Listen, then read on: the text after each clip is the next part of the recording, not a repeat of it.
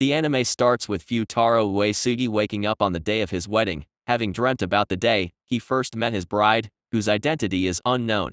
The story then goes back in time to Futarou's school days, where he encounters Itsuki Nakano in the cafeteria and she sits at his usually solitary lunch table.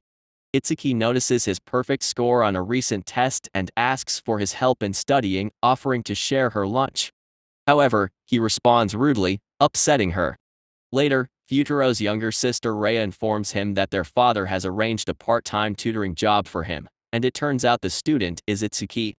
In an attempt to apologize, he visits the Nakano apartment but is surprised to meet Itsuki's four identical sisters, Ichika, Yotsuba, Miku, and Nino, without knowing their true relationship.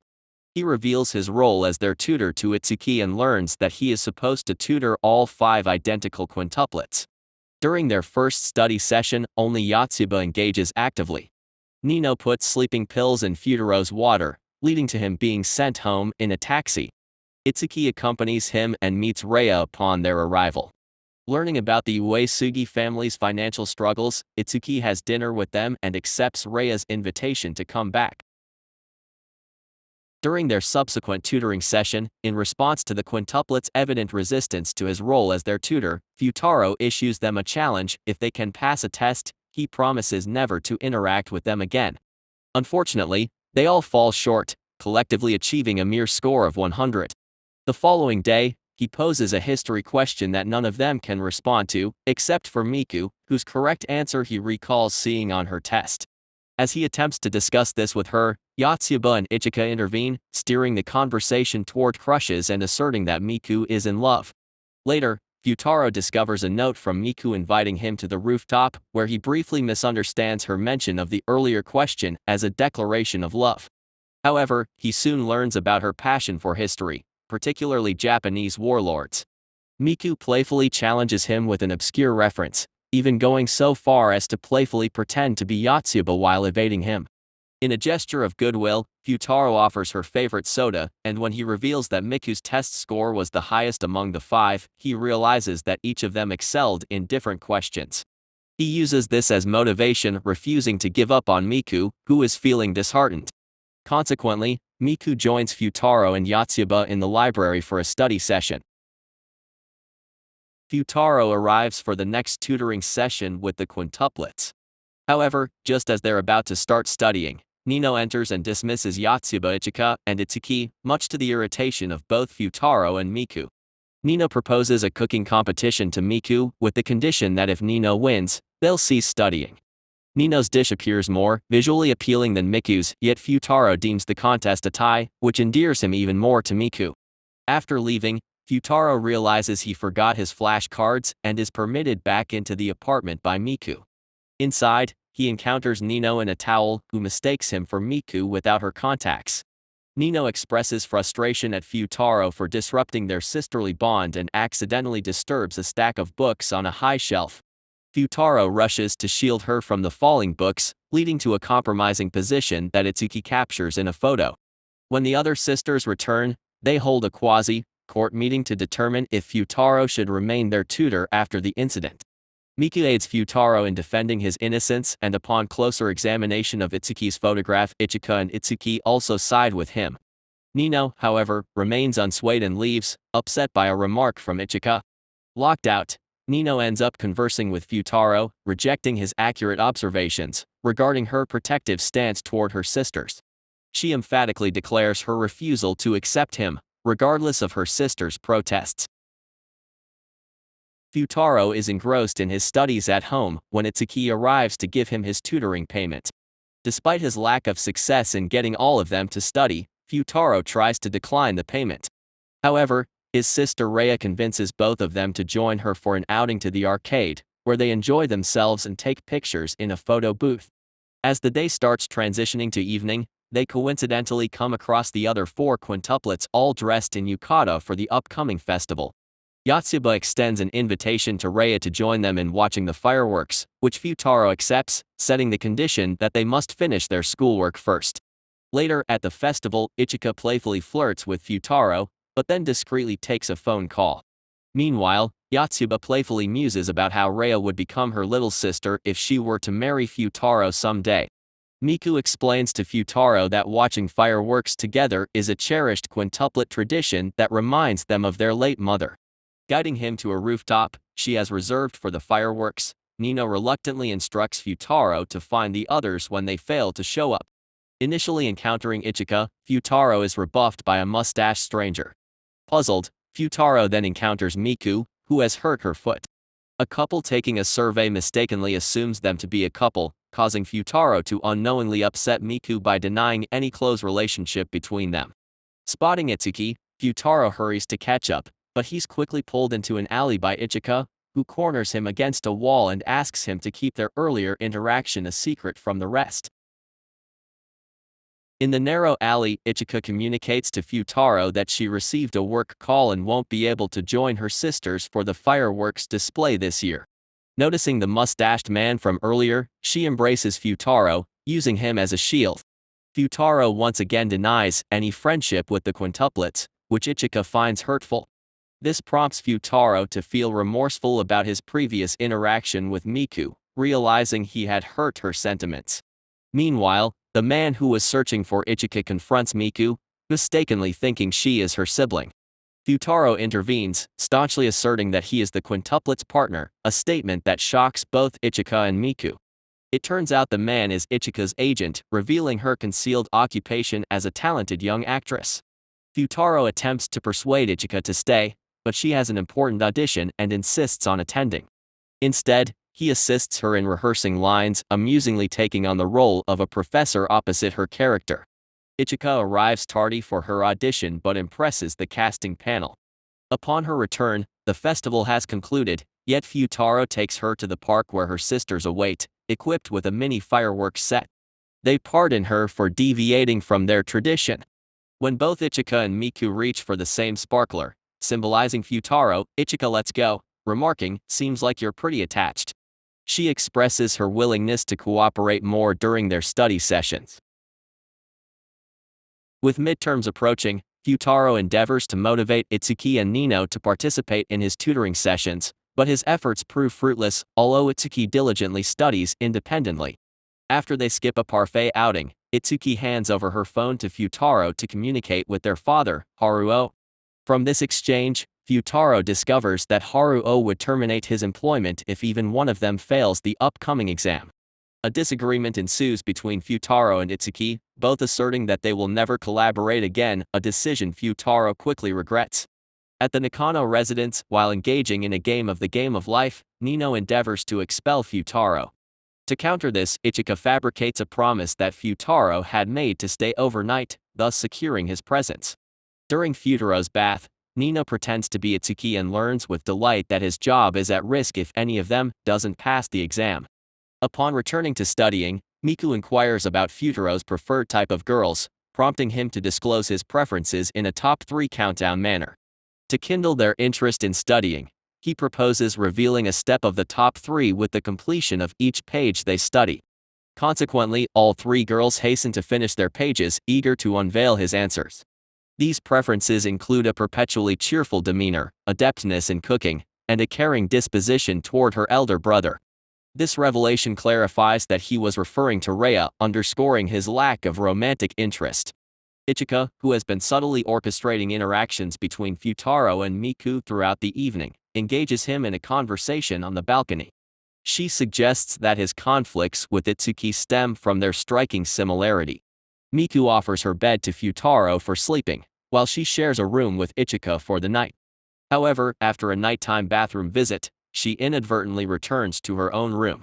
The subsequent morning, Fuutarou awakens to find himself beside a slumbering Miku. During breakfast, Itsuki expresses frustration about her strained relationship with Fuutarou following their recent argument. In a light-hearted manner, Ichika suggests that Itsuki should disguise herself as Miku to converse with him, an idea that Nino quickly joins in on. In Miku's room, Fuutarou wakes up to find a sleeping Miku next to him. By observing her pajamas, he deduces her identity, slips out of the room, and is unexpectedly confronted by Miku, who is actually Itsuki in disguise. Despite her efforts, he sees through the ruse and promptly withdraws, much to her disappointment.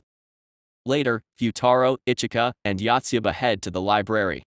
There, Ichika pretends to have forgotten her pencil case at home, providing a cover for Fuutarou to return and talk to Itsuki. However, he crosses paths with Miku on the way and fibs about sleeping on the living room floor, an excuse to save them both from awkwardness. Discovering a sleeping Itsuki wearing Miku's headphones, Fuutarou addresses her as Miku, encouraging her to speak more openly. They both apologize for their disagreement. Fuutarou continues to stay over in order to assist the quintuplets with their midterm exam preparations. They almost oversleep and miss the exams, but manage to sneak in past the supervisor by wearing Yotsuba's ribbon, making it seem like the same girl is repeatedly entering the school. During the exams, each quintuplet passes one subject out of 5. As a result, Fuutarou believes he's on the verge of being dismissed as their tutor.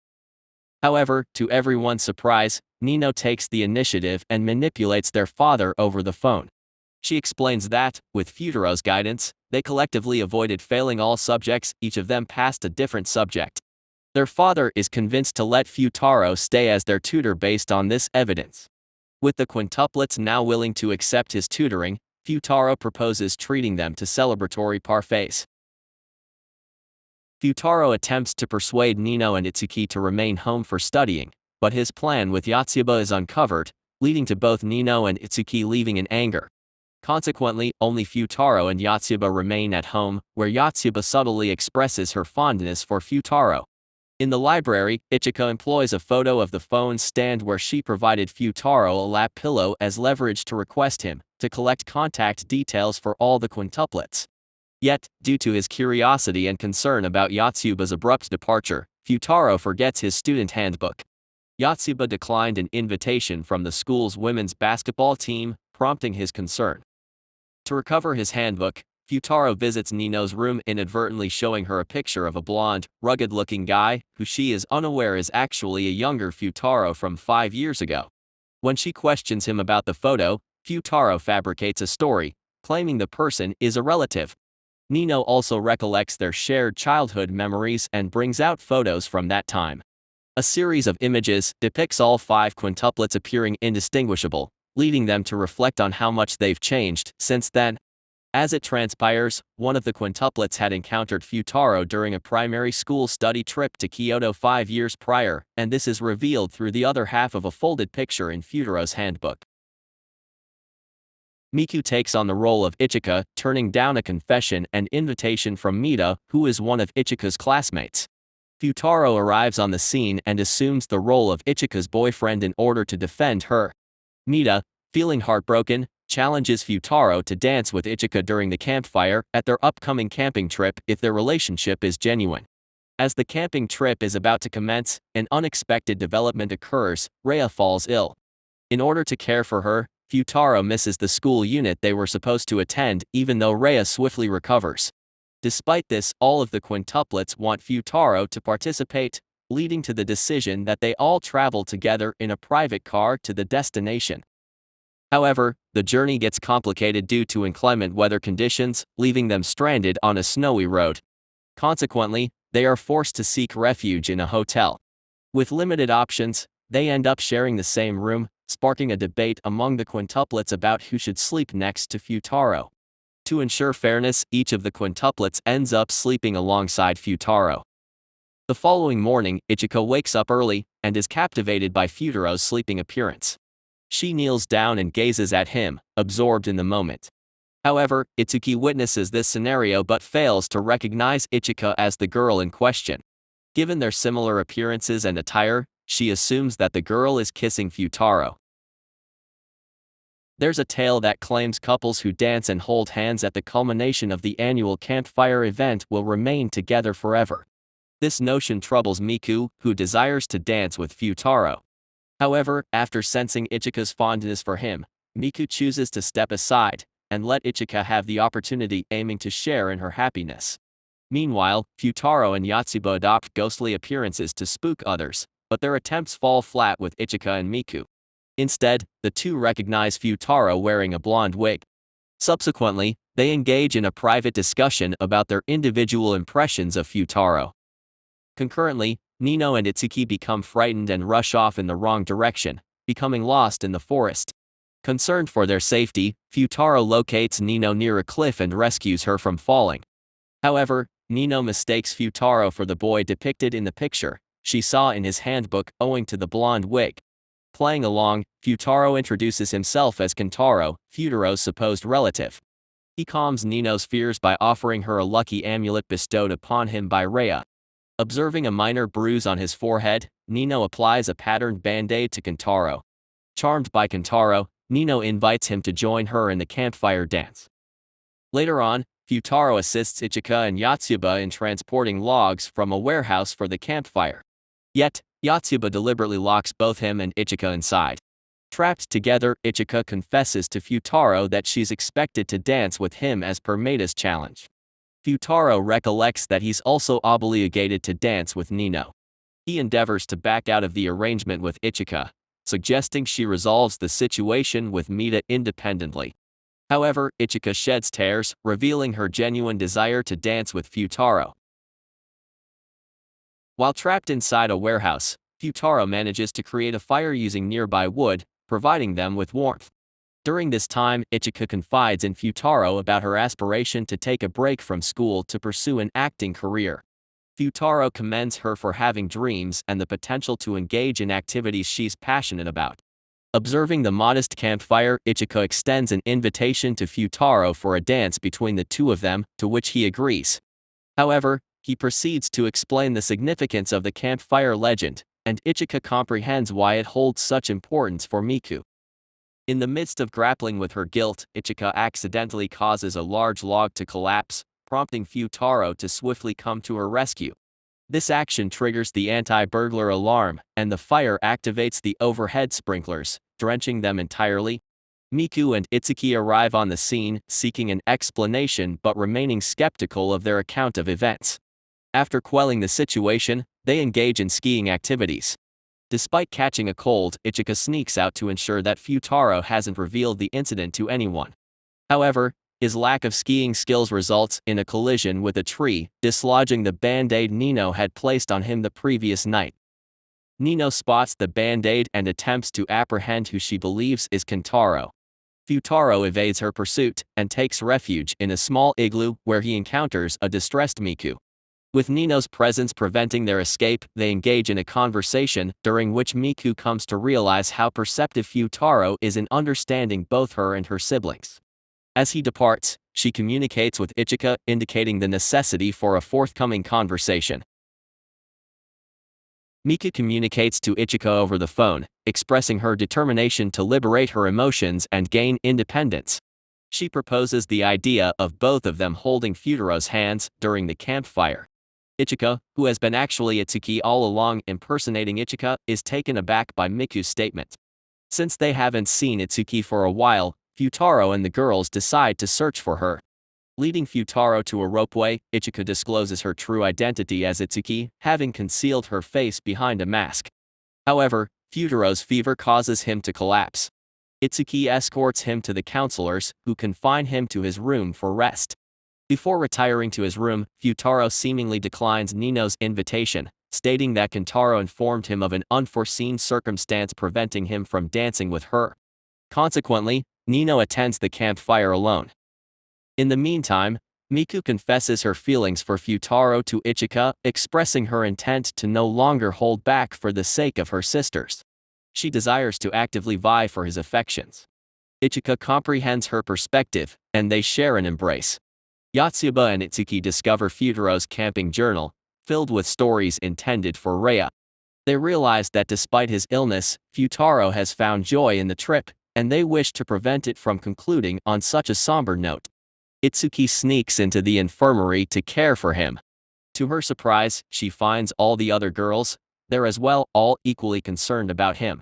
As the countdown for the end of the campfire event commences outside, they approach him. Jumping ahead several years, it's Fuutarou's wedding ceremony. He forgets the wedding ring at home, prompting him to enlist Rhea's help. Rhea retrieves the ring and notices that Fuutarou still wears the lucky amulet she gave him 5 years earlier.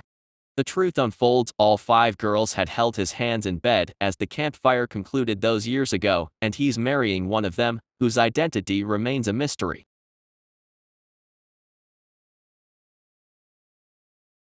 I hope you liked the recap. If so, don't forget to subscribe and like it.